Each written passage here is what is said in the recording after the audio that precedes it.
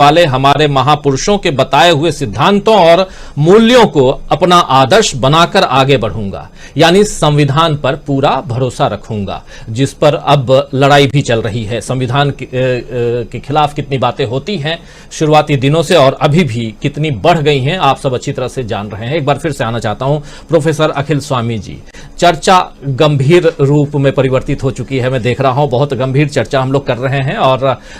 हो भी क्यों नहीं, क्योंकि सवाल देश का है और ढाल कोई भी हो, चाहे राहुल गांधी हो या प्रधानमंत्री नरेंद्र मोदी, जो अभी बैठे हुए हैं देश में पिछले 8.5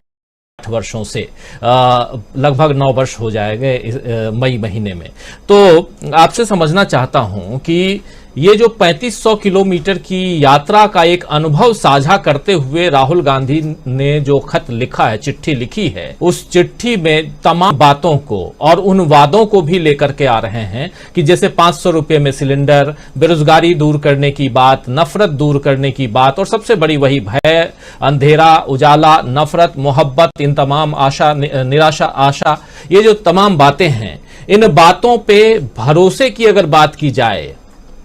तो दिखता है आपको, क्योंकि एक भरोसा जो चुनावी वायदे किए जा रहे हैं उन वादों को पूरा करते हुए चुनावी जिन राज्यों में सरकार है कांग्रेस की, वहां पर ये अपने वादे पूरे कर रहे हैं। आप याद कीजिए कि 2018 में जब ये चुनाव जीत कर आए मध्य प्रदेश, छत्तीसगढ़ और राजस्थान में, तब उस समय उनका एक सबसे ऊपर सर्वोपरि जो नारा और सबसे बड़ा वादा जो था वो था किसानों की कर्ज माफी, और उन्होंने 100 दिन में ये कर्ज माफी कर देंगे, और वो कर दिखाया था। छत्तीसगढ़ में कर दिखाया, मध्य प्रदेश में इनकी सरकार नहीं रही, 10 दिन में, माफी चाहूंगा 10 दिन में था, और 10वें दिन इन लोगों ने अपना पूरा का पूरा जितना काम करना था वो कर दिए। और मुझे याद है कि मुख्यमंत्री भूपेश बघेल और उधर थे मुख्यमंत्री कमलनाथ, जो फोन करके पूछा करते थे किसानों से कि माफ हो, जो कर्ज है वो माफ हो गया कि नहीं हो गया आपका, यानी कि आप वायदे कर रहे हैं और उसकी पूर्ति कर रहे हैं, ये सबसे बड़ी बात है। अब यहां जो वायदे हैं ये किसानों की कर्ज माफी वाली या 500 रुपए सिलेंडर वाली बात नहीं है, नफरत दूर करने वाली बात है, डर से मुक्ति दिलाने की बात है। ये छोटा मोटा वादा नहीं है। और इधर अगर आते हैं तो यहां ये 3500 किलोमीटर का सफर, और उसमें राहुल गांधी के खुद के अंदर का जो डर है, उससे राहुल गांधी की मुक्ति, और शायद इसलिए ये बात कह रहा हूं क्योंकि कहते हैं राहुल गांधी कि मैं पिछले राहुल गांधी को खत्म कर डाला हूं, मार डाला हूं। क्या उस पथ पे, जिस पथ पे वो आगे बढ़ गए हैं, उस पथ पे देश को ले जाने का ये प्रण है, इस रूप में देखा जाए? में कोई भी ऐसा देश आप पाते हैं जहां पे सांप्रदायिक विद्वेष हो, अशांति हो और आर्थिक विकास हो रहा हो?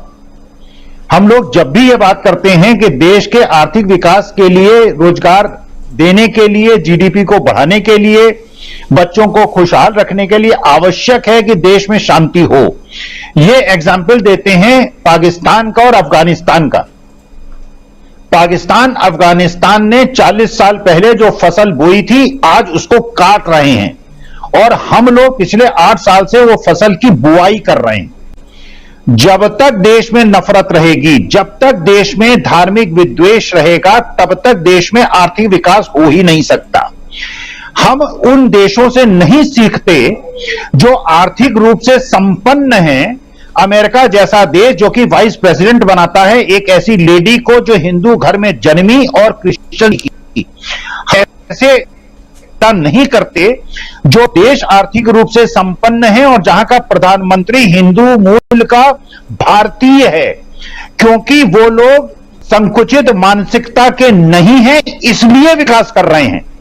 हमारा देश कभी भी संकुचित मानसिकता का देश नहीं था, इसलिए विकास कर रहा था। हमारा जीडीपी 4 साल से इसलिए गिर रहा है कि हम धार्मिक संकुचितता और धार्मिक विद्वेष की तलवार की धार पे चल रहे हैं। इसलिए हमारे देश का विकास तब तक संभव नहीं है जब तक देश में नफरत खत्म नहीं होगी। राजीव जी,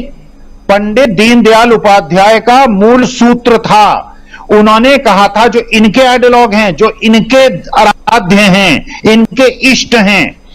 पंडित दीनदयाल उपाध्याय ने कहा था, सरकार का मात्र एक काम है गरीबों को अमीरों के जुल्मों से बचाना।